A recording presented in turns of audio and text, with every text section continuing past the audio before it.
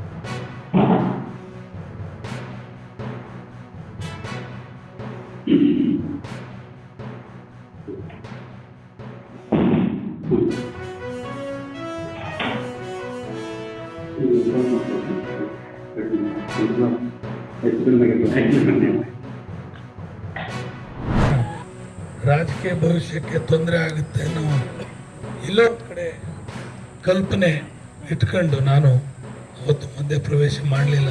ಏನ್ರಿ ಗೌಡ್ರೆ, ಕಟ್ಟಿ ಹಾಕಿದ್ರು ಎಲ್ಲ. ಈ ತಾಲೂಕಿನ ಕೆಲವರು ಕಟ್ಟಿ ಹಾಕಿದ್ರು, ಬೇಡ ಬೇಡ ಮುಟ್ಟಬೇಡ್ರಿ, ಸುಮ್ಮನೆ ಇದ್ದು ಬಿಡ್ರಿ ಅಂತ. ರಾತ್ರಿ ನಾನು ಇವ್ರ ಜೊತೆ ಸಂಪರ್ಕದಲ್ಲಿದ್ದೆ.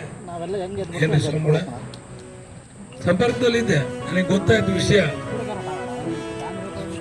ಇರ್ಲಪ್ಪ ದಯವಿಟ್ಟು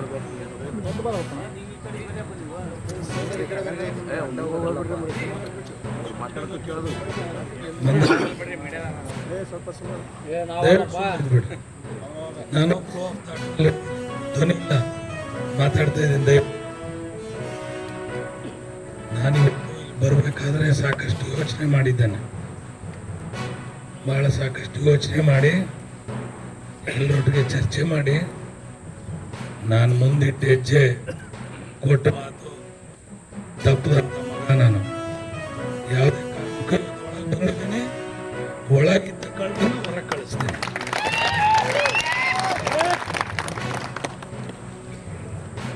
ನಾನು ಬಂದು ತೊಂದರೆ ಆಗತ್ತೆ ಅಂತ ಹೇಳಿ ನನ್ನನ್ನು ಇವತ್ತು ಒಳ ಬಿಟ್ಕೊಂಡಿರಲಿಲ್ಲ. ಇವತ್ತು ಸಮಾಜ ಒಳ ಬಿಟ್ಕೊಂಡಿದೆ.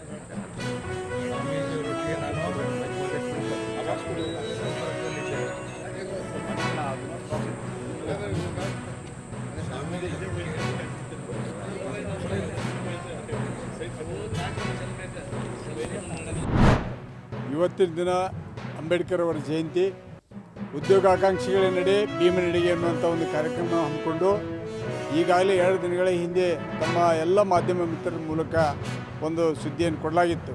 ಆದರೆ ಇವತ್ತಿನ ದಿನ ನಾವು ಈಗಾಗಲೇ ಪೊಲೀಸ್ ಅಧಿಕಾರಿಗಳು ಹಾಗೂ ಸಂಬಂಧಿಸಿದ ಇಲಾಖಾ ಅಧಿಕಾರಿಗಳು ಕೂಡ ನಿನ್ನೆ ಚರ್ಚೆ ಮಾಡಿ ಇವತ್ತಿನ ದಿನ ಸಂಪೂರ್ಣವಾಗಿ ನಾವೆಲ್ಲ ಉದ್ಯೋಗಾಕಾಂಕ್ಷಿಗಳು ಹಾಗೂ ರೈತ ಸಂಘಟನೆಯವರು ಸೇರಿ ಅಂಬೇಡ್ಕರ್ ಜಯಂತಿಯನ್ನು ಆಚರಣೆ ಮಾಡ್ತೀವಿ. ಇವತ್ತು ಯಾವುದೂ ಹೋರಾಟವನ್ನು ಹಮ್ಮಿಕೊಳ್ಳೋದಿಲ್ಲ ಅನ್ನುವಂಥದ್ದನ್ನು ಅವ್ರಿಗೆ ಹೇಳಿದ್ವಿ.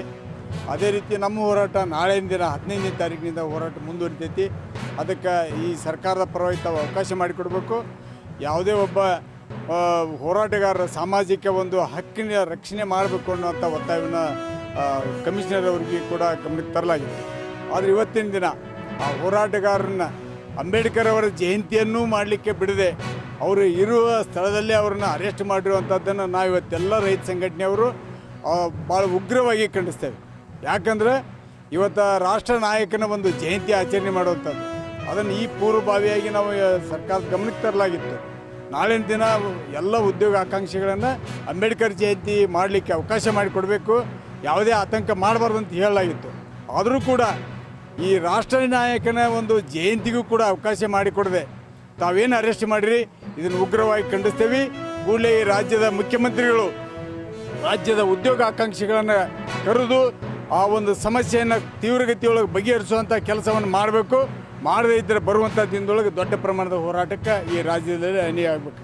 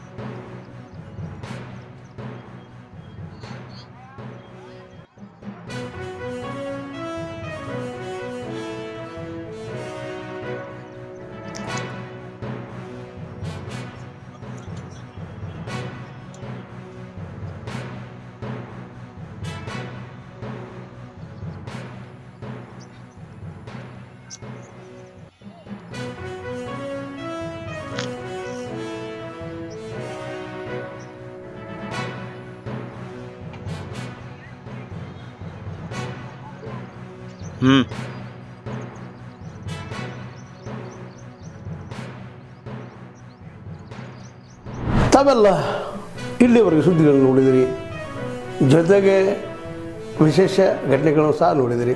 ಅದು ನಿಮ್ಗೇನು ಅನ್ನಿಸ್ತು? ನಿಮಗೆ ಲೈಕ್ ಮಾಡಿರಿ, ಶೇರ್ ಮಾಡಿರಿ, ಕಾಮೆಂಟ್ ಮಾಡಿರಿ, ಜೊತೆಗೆ ಸಬ್ಸ್ಕ್ರೈಬ್ ನಿಲ್ಲಿಸ್ಬೇಡ್ರಿ. H16 ನ್ಯೂಸ್ ಅರ್ಥಾತ್ ಸೀತಾರಾಮ್ ಸತ್ಯದ ಕೈಗನ್ನಡಿ ವಂದನೆಗಳು.